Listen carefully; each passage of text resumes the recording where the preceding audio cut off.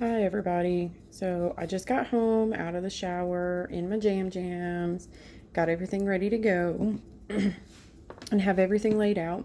So just a few things before we get started that I was going to show you guys that a lot of people have questions about.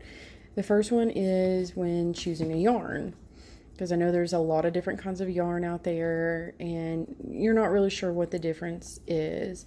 So I typically use Red Heart. I know a lot of people don't like Red Heart because it's kind of a cheaper brand, but it's very durable. I've personally never had any issues with it, and for the purposes that I make, like stuffed animals or bags and things like that, it seems very durable, and I've not had any issues with breakage or sewing it together. So I usually just stick with it, and it comes in a variety of colors.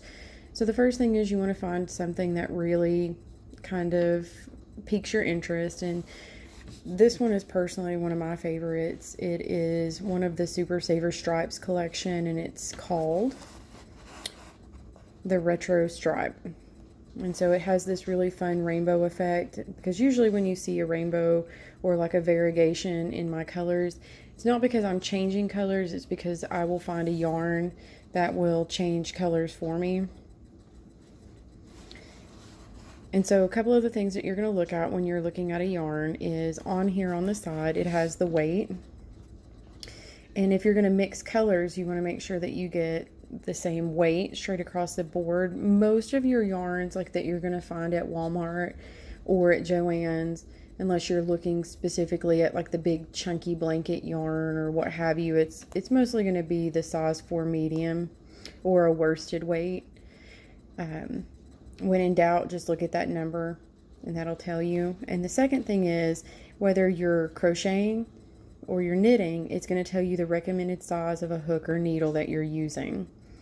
So for this purposes, it's telling you that you want to use a size I hook or a 5.5 millimeter, depending on what you're wanting to use. I typically will use a size H. That's just personally because I enjoy that size. It's easier in my hands, it's easier to work with, but you can choose to go with what's recommended on the package or go with what feels comfortable for you. You may find that something smaller than this is more comfortable, but you'll see that it has not only the letter but the corresponding size to it, and it's only a 0.5 millimeter smaller. But like I said, it's just personal preference. And once you get the hang of it, you can kind of pick and choose. This is just a basic hook from Walmart. It's usually about $1 or sometimes less. You can also get these hooks for people who have some issues and need something more ergonomic. They have these little padded hooks, and it'll have the letter and the corresponding millimeter size.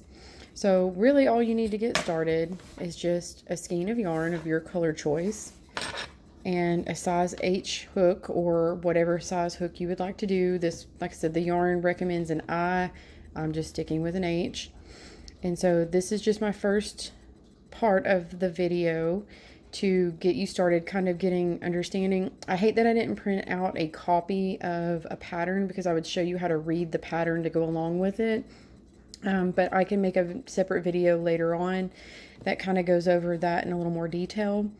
So I'll post this information and get started, and then I will start another tutorial in just a few minutes.